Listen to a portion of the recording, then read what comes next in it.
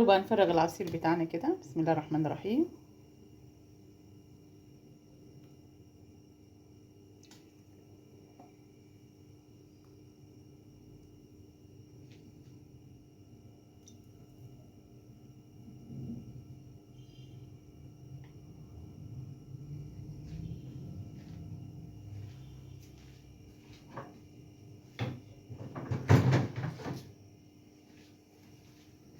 جربيه وان شاء الله هيعجبك.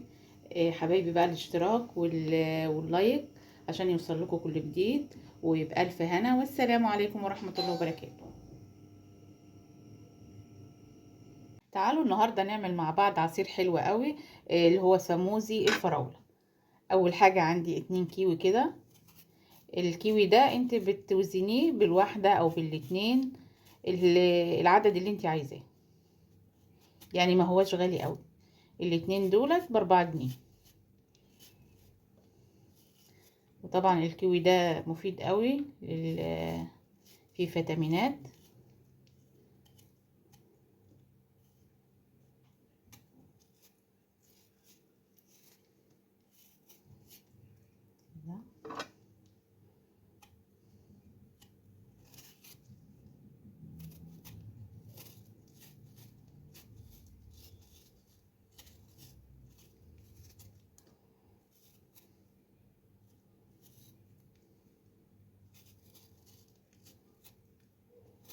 طبعا الفراولة دلوقتي في السوق كتيرة، والعصير البرتقال، بقول برتقال برضو كتير. ممكن تعملي عصير برتقال، عصير فراولة، مجموعة عصاير كده مع بعض.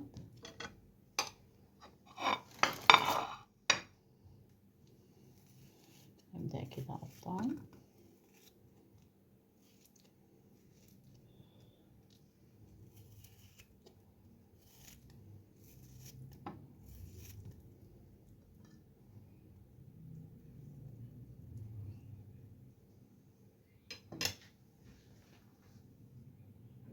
عندي بقى هنا فراولة نضفها كده. طبعا دايما نعمل لولادنا كده وهم في اللي بيذاكروا العصير الفريش كده احلى من العصير اللي هو بيتباع، واكيد اللي بيتباع بيبقى غالي دلوقتي. فانت لما تجيبيه فريش وتعمليه على ايدك طبعا افيد واحسن وانضف.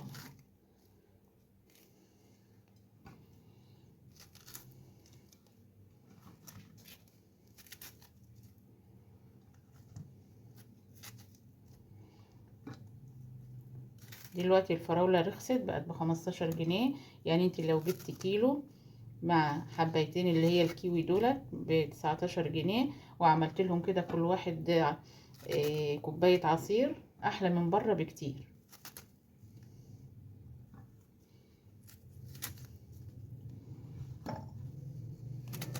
طبعا هما بيذاكروا بقى دلوقتي، فعايزين ايه بقى؟ تركيز وحاجة مسكرة كده تقوي الذاكرة بتاعتهم. فما فيش احلى بقى من الفراولة. اولا فيها حديد بتقوي كرات الدم الحمراء، ولو حطيتي كمان بنجر عليها احلى واحلى كمان. يعني لو جبت قطعة بنجر وعصرتيها معاهم مش هيحسوا بطعمها خالص. هكمل بقى ونرجع نضربهم في الخلاط ونرجع نصب مع بعض كده في الكاسات. اول حاجة بقى كده احط الفراولة،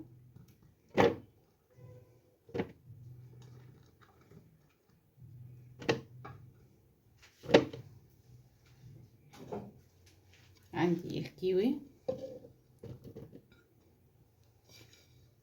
عندي سكر،